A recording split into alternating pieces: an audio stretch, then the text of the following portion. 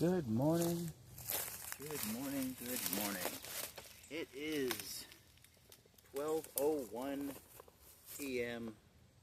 on Friday, the 30th of May. May?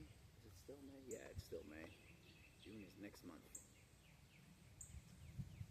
Just got back from my daily morning walk, hour-long walk that I do every morning with my guru, walk and talk, and got my V8 energy drink.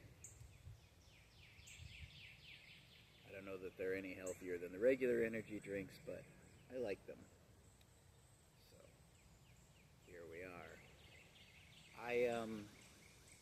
This will probably be very rabbit trail-ish. Um, but I do have a topic in mind, and that is the meaning of life. Specifically, does it exist? Because that is one thing that happens in philosophy, I think, is one thing that happens in philosophy, semicolon, I think, period. No, one thing that happens in philosophy, in my opinion, is that, or in my experience might be a better way to say it. We're going to ramble. Have I lost you already, or are you still with me? Okay, the meaning of life, does it exist? One thing that happens in philosophy, I think, is that a real good philosopher will go, or at least my kind of philosopher, will go with the question that everybody is asking. And the question that everybody was asking for a lot of the time was, what is the meaning of life? And you go below that, and you go, okay, well, what are the assumptions that you have to have before you ask that question? And before you ask the question, what is the meaning of life, obviously, the question that you have to ask yourself is there a meaning of life whatsoever? And then, I'm not the first person to ask this question. There's plenty of people that are asking, is there a meaning? You know, you know, maybe they're saying what does it all mean, but a lot of what they mean by what does it all mean is, does it mean anything? Or within the question of what does it all mean is one possible answer that nothing, doesn't mean anything. So you get nihilism. You get people going, oh, it means nothing. And so I thought to myself, as an elder in training, if I had someone, a young one, come to me and ask me, what is the meaning of life, or is there meaning to life? Short answer, yes. Yes, there is meaning to life, and you actually know that there's meaning to life on some level, but you are ignoring the meaning that's all around you. I mean, what does this mean? The experience of seeing this is the experience, and then there's also the meaning. And the meaning is tree, right? Like, that's the name of the file. It holds the meaning of this experience. It's tree. It's a plant. It's not an animal. It's sturdy. You can push against it. You can lean against it. You can climb it. You can cut it down and make things out of it. This is all information. And there's no difference between information and meaning. What is the information contained in the word tree? All of that I just said, and maybe some more, depending on what you know about trees. And what is the meaning of the word tree? These are the same question. So if you look at information and meaning, and if you're willing to go with me on saying that information and meaning are the same thing, then you have sensory perception, and you're not seeing blankness, and you're not seeing static.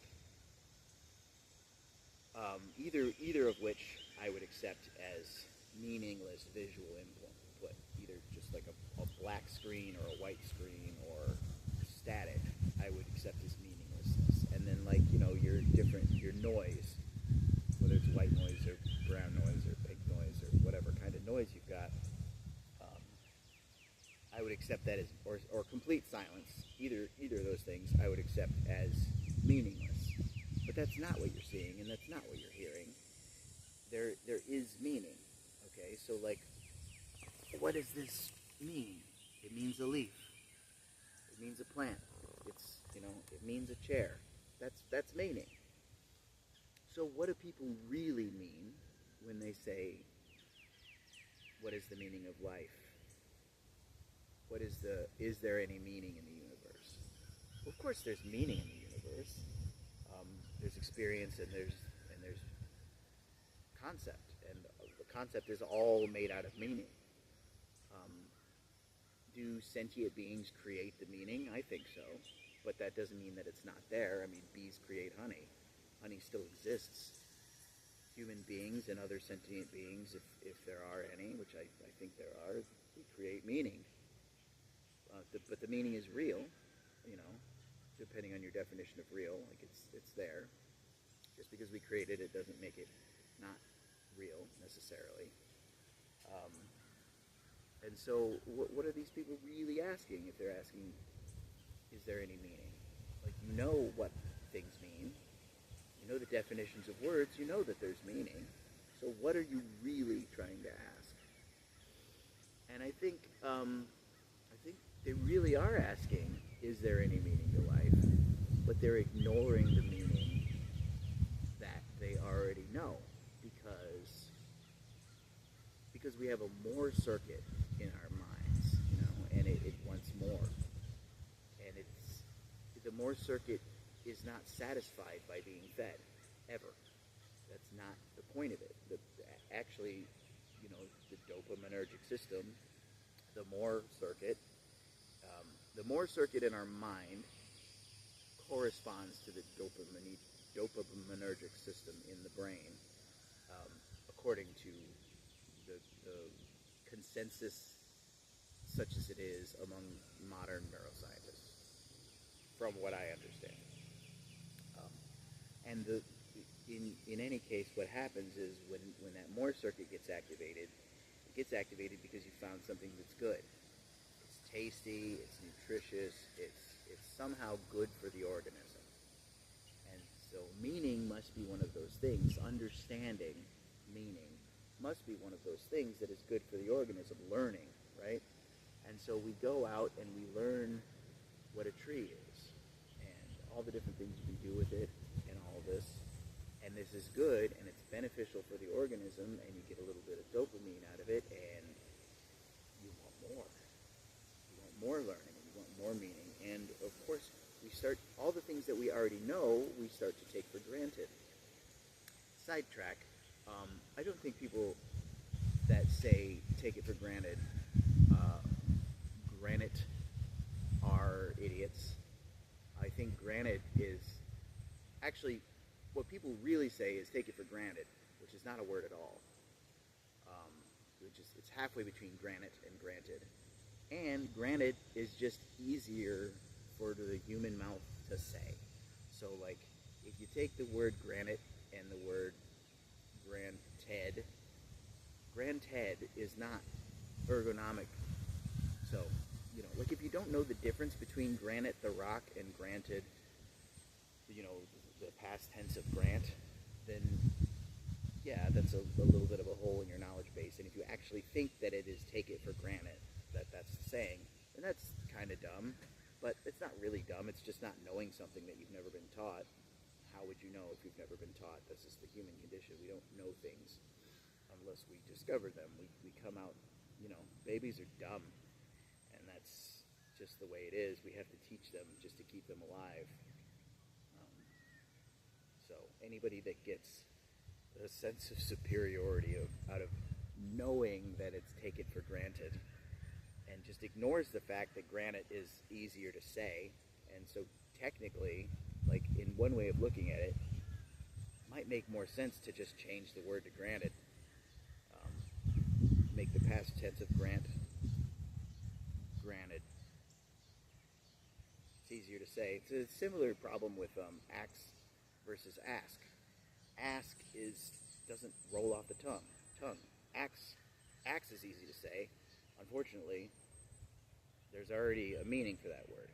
However, if we were to change the word ask officially to ax, save us a lot of energy, and it wouldn't be the first word with two meanings out there.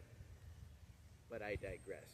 We're talking about meaning and meaning in the universe, and so what happens? People go. You're a little. You don't hear 2-year-olds going, what does it all mean?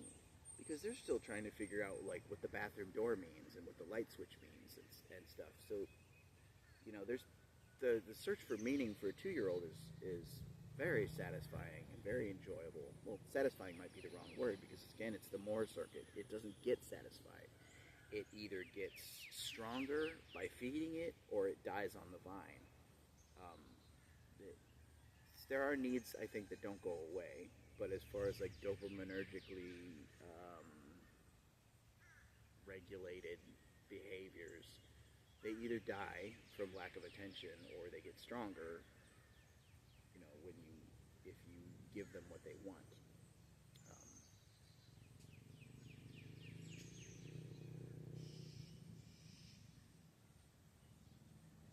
So more meaning.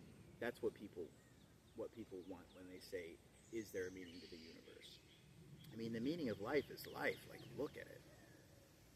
You want a theory or a sentence or a word that sums it up, you're going to lose a lot of detail. Sure, maybe I could come up with a theory of life, but you're going to lose a lot of the detail if you want to fit everything into a theory. The experience of everything into one theory, you're going to lose a lot of detail. I think that's what happens is like we're very young. You're basically tripping when you're born because your brain hasn't figured out what any of this stuff means. So like you've got all of this stimulus and all of this input coming in, and all of it is nonsense. Your brain hasn't made sense of any of it yet. You're just looking around and you're seeing shapes and colors devoid of meaning. And then eventually you start to create a meaning for some of these shapes and colors. And you go, okay, now, and then you, just like Adam in the Bible, you name all the creatures. And you go, cat. Now we understand the cat. And so we've created some meaning in life. But eventually, you're not having as many novel experiences, and so your Moore circuit that's attached to this desire for meaning was, well, I kind of know what everything means, and you start taking everything, all of the meaning that you already know, taking it for granted, and having the experience of a meaningless life. And even though, like, there's all kinds of meaning, it's just like you want more meaning.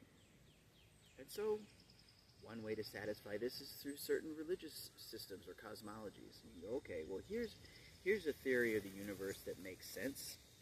You're born, you live, you die, and then you either go to heaven or hell based on your acts. And then, let's ignore hell because it's a little bit unpleasant, and let's just think about heaven, because if we're part of this religious system, of course, we're assuming that all the good guys are like us, and all the good guys are going to heaven, and all the bad guys are like other, and all the bad guys are going to hell. So one thing that makes heaven heaven is it's full of people like us, and basically you get to work hard and suffer all your life, but if you do a good job and you're nice to people or whatever your religion values, maybe dying in battle, I mean lots of different religions have valued different things, you get to go to heaven, and then you're at the Pearly Gates Golden Street retirement home.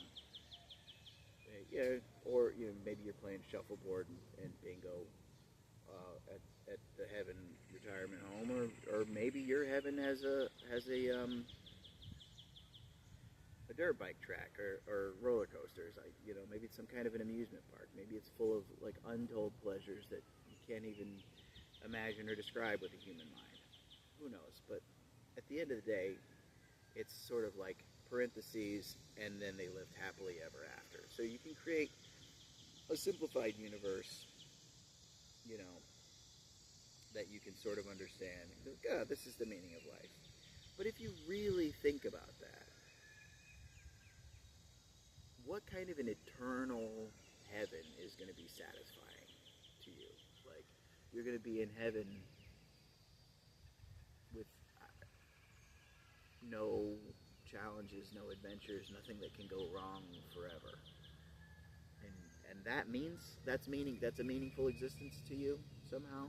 Like, if God created everything and God has a plan for it, is that still not arbitrary? Like, God just chose these things. He could have chosen anything. Like, he decided what was good.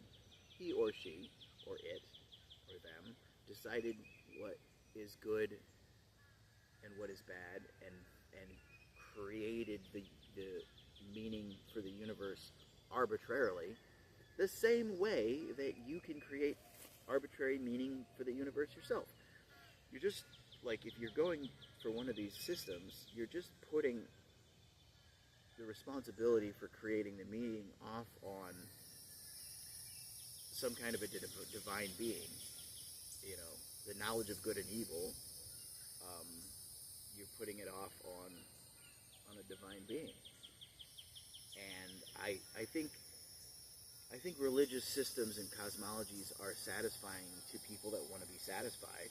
And so if what you really want is to stop searching,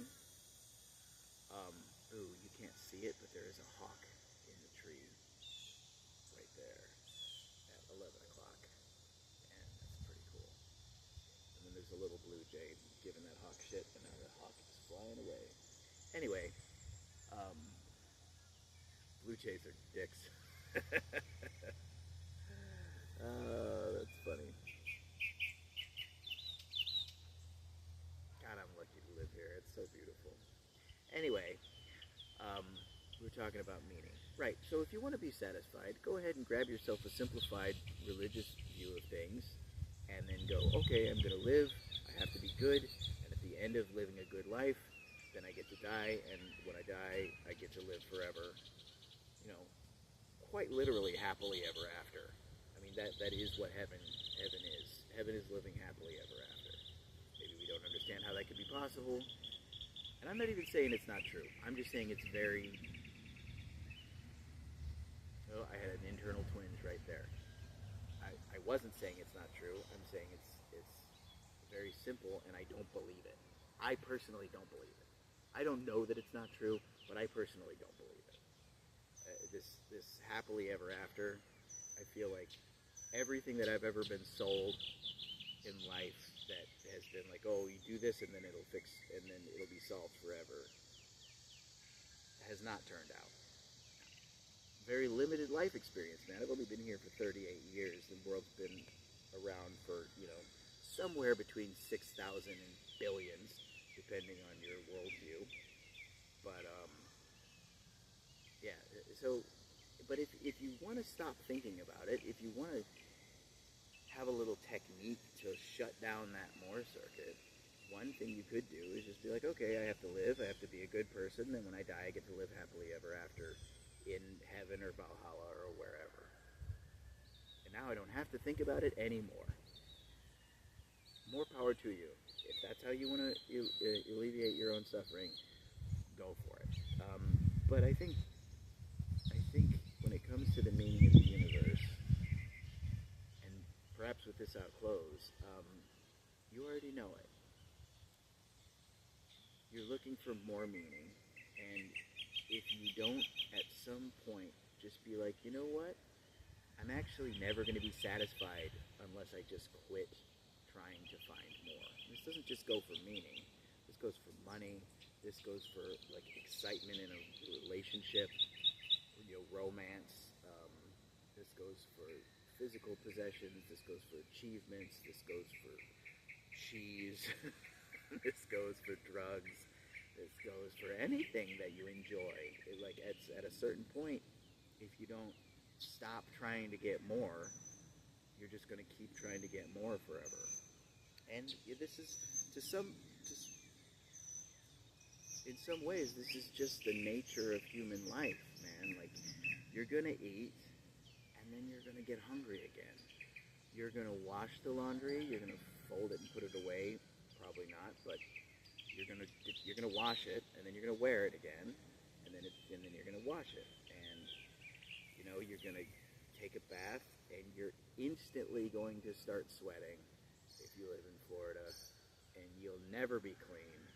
You'll only be fresh. And even if you do get clean, you're not going to stay clean, which you won't, because if you really think about it, clean, the ultimate form of clean is called sterile, like sterile laboratory environment. There's no biological life there. Sour news for you, Jack. Your biological life. You cannot be clean. You can be fresh, and it's not necessary to be, it's not like clean versus unclean. It's just like clean is a thing for scalpels. It's not a thing for humans. Like we ooze, man. We secrete. This is the way it is. But I digress. My point being that, like,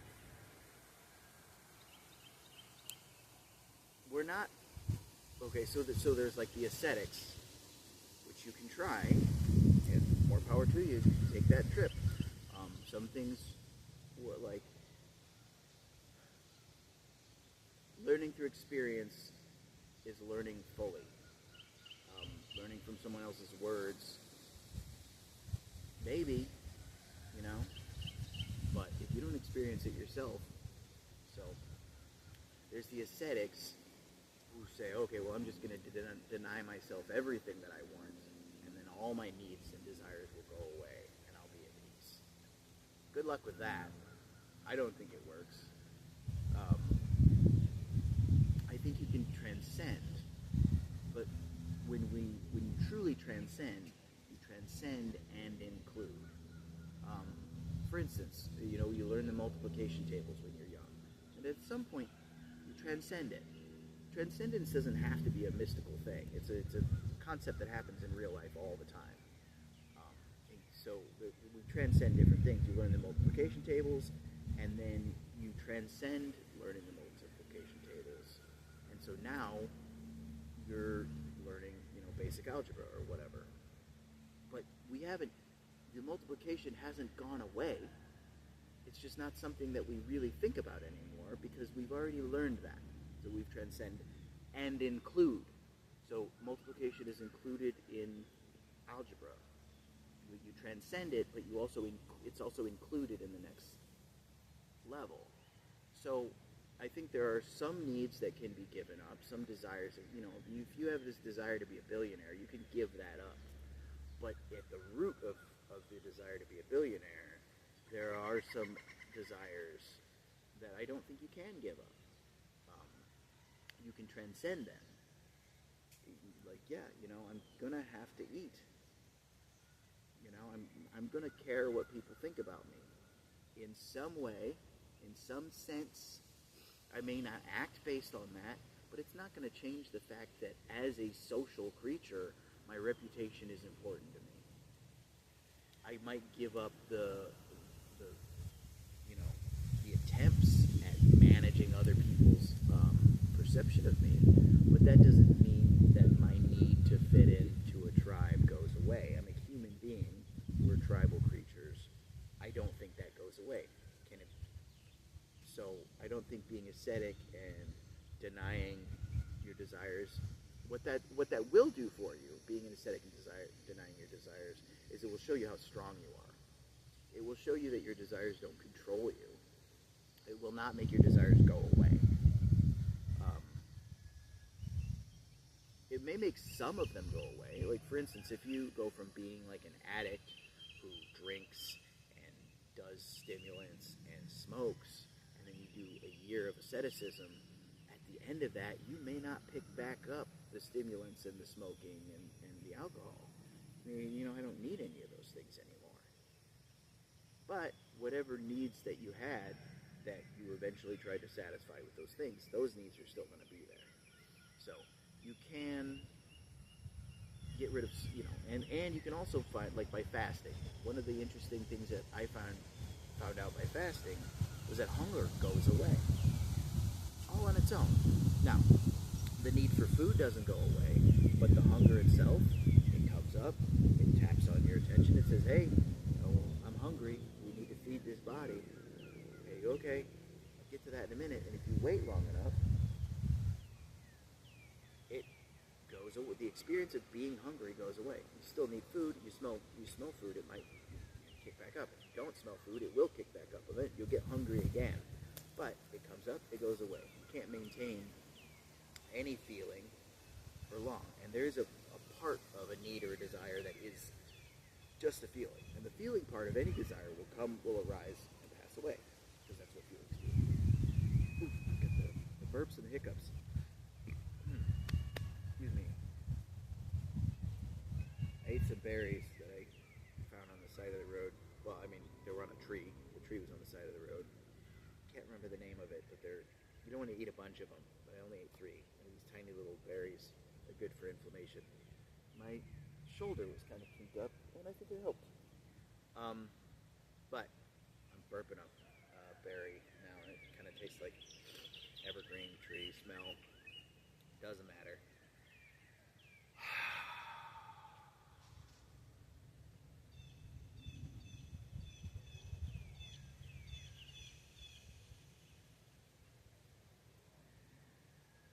This is what it looks like when I get quiet and let my thoughts organize themselves.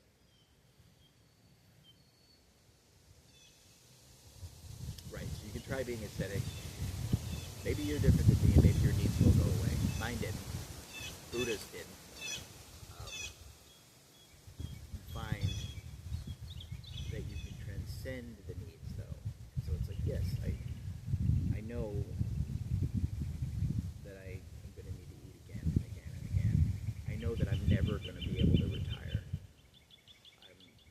I'm going to have to continue to work. There's going to be some form of work for the rest of my life. Now, could it be play that is also work? Yes, absolutely. Like in hunter-gatherer tribes, the work that they do, the hunting and the gathering, is the same thing that the kids do when they're playing grown-up.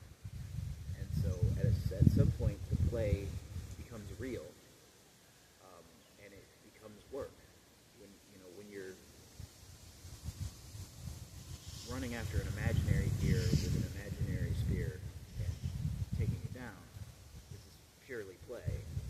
When you're, 7 years later, you're running after a real deer with a real spear and actually trying to kill it for food, it's work.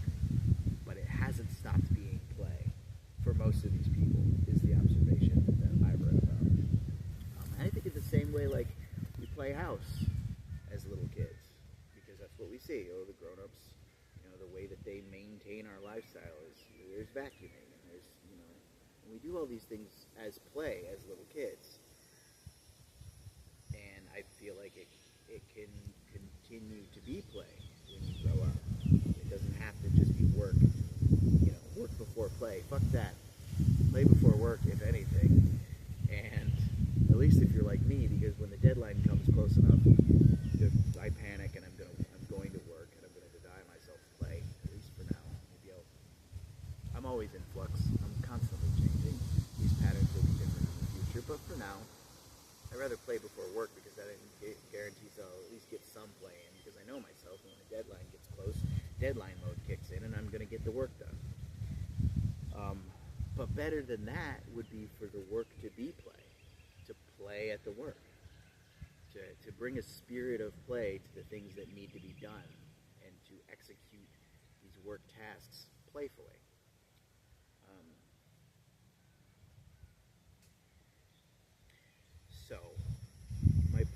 So one major thing that you need to understand in order to understand my main point is that there is this Moore circuit, and it can make you feel like you need more and need more and need more. But answer to it, you know what? I want to stop saying in my opinion because you're listening to me, and I'm not. None of you think I'm God, and if you do, well, that's your own problem.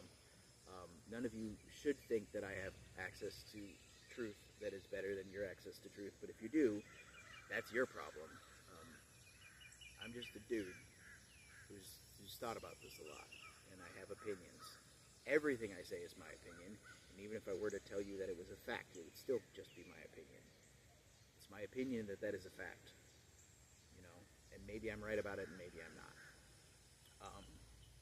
If it comes out of my mouth, that's the level of authority to it, is that it came out of my mouth. Excuse me. Gross. Right, so you got to understand that if you reinforce a desire, it just keeps coming, it gets stronger and stronger. And at a certain point, you've just got to make peace with the fact that you're going to be unsatisfied in some respects. And so then you can transcend that, and your identity and your experience expands, and yes, there is this part of me that gets hungry, but I'm fine.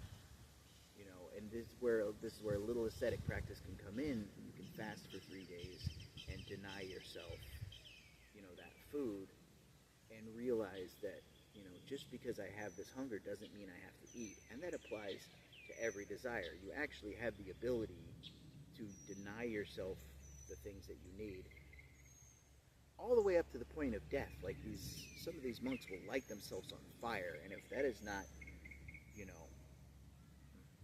going against every instinct that you have, I can't think of a better example than that. But there are people that master themselves so much that they have the ability to light themselves on fire. Now, for me personally, I think having the ability to light yourself on fire is great, but following through on that is probably not a good idea. Like, it's great that you could do it, but don't. Have that level of mastery, but don't light yourself on fire. This is a mistake.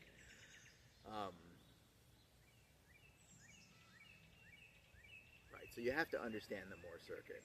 And then when it comes to, I don't know how to wrap that up in a nice, neat bow. I think I've beaten around the bush to the point that all of the pigeons and grouse and rabbits have run out of the bush, and you've hopefully caught some of them.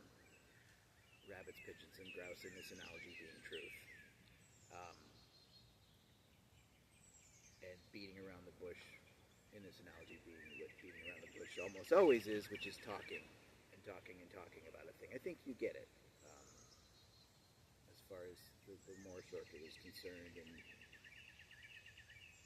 and transcending a desire. You transcend it, and it doesn't ever go away. At least it hasn't for me.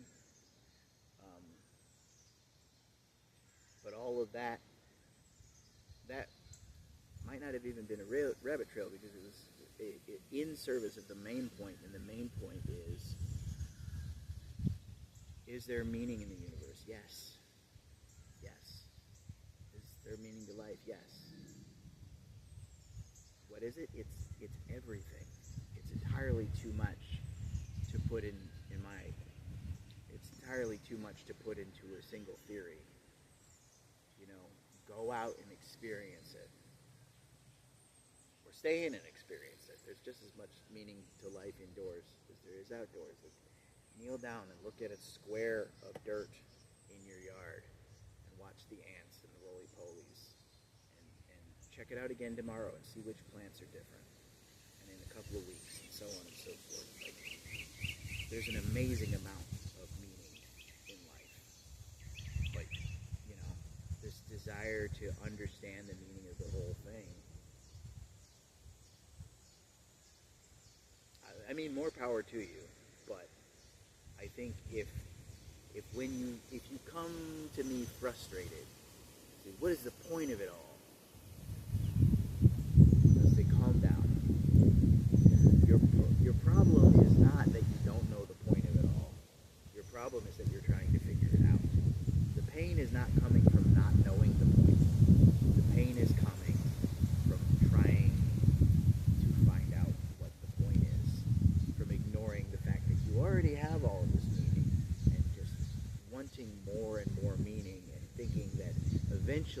it enough meaning, then it'll all make sense and you won't have to wonder anymore.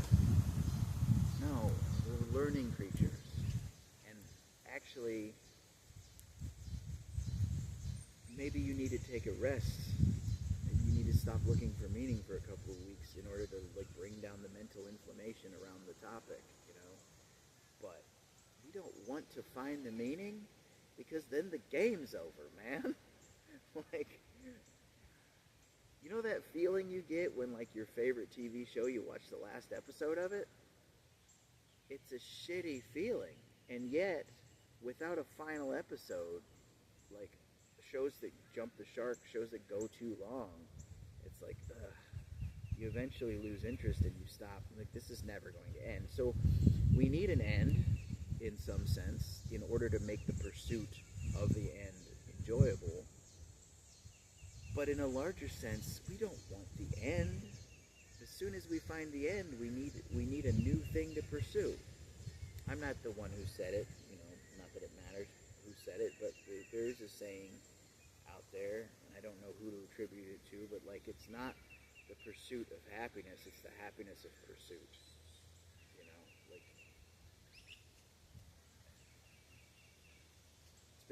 It's been said a million ways, but things that are true are worth repeating. The joy is in the journey, man, and that became a cliche because it's true.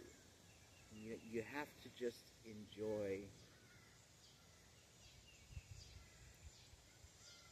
figuring it out, and also understand that there is meaning in life, and you already know a bunch of it. You want to find some more meaning? Absolutely, more power to you. That's the way you're designed. Go find some more meaning. But,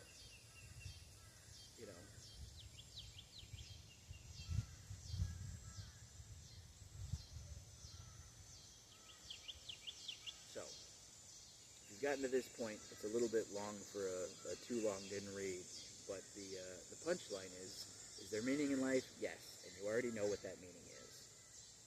And no amount of finding out more meaning is going to get you the answer, and you're not suffering because you don't know the meaning of life. You're suffering because you're asking the questions.